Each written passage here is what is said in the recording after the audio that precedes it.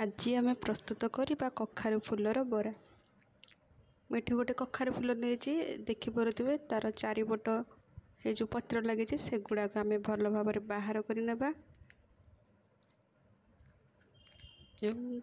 ता फूल मझे जो कढ़टा अच्छे से बाहर करने यहीपरि भाव आम सब फूलरू एमती भल भाव सफा करने एबे सब सफा कर देइछि।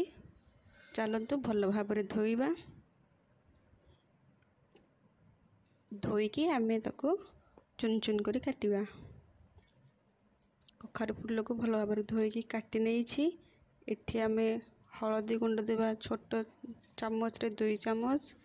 स्वाद अनुसार लूण देवा। आम लूण 2 चामच देवा एवं 2टा भुर्सुंग पत्र को से देवा। मुझे गोटे रसुण आउ 2टी कंचा लंकार छेचा कंचा लंका को छेचिकी रखी से रसुण और कंचा लंकार छेचा को देवा। दे भल भाव गोलैबा। सब मसला जेपरी पत्र सहित मिसीज। एठी मु पकोड़ा पाउडर ऐड करिछि। एठी आमे पकोड़ा पाउडर देवा।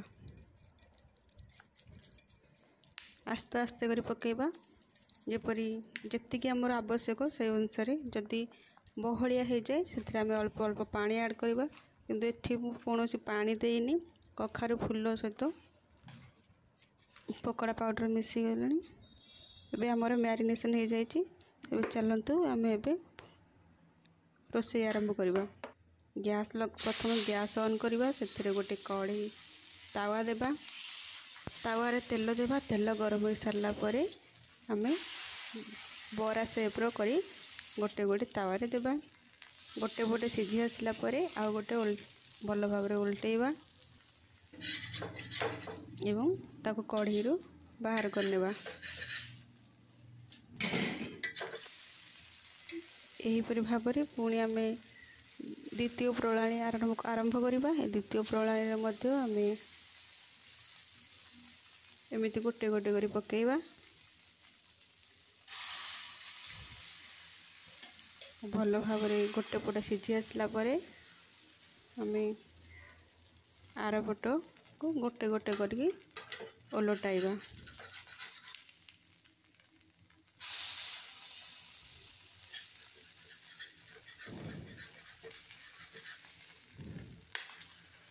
आज आमर प्रस्तुत हो जाइए कखारु फूलर बरा।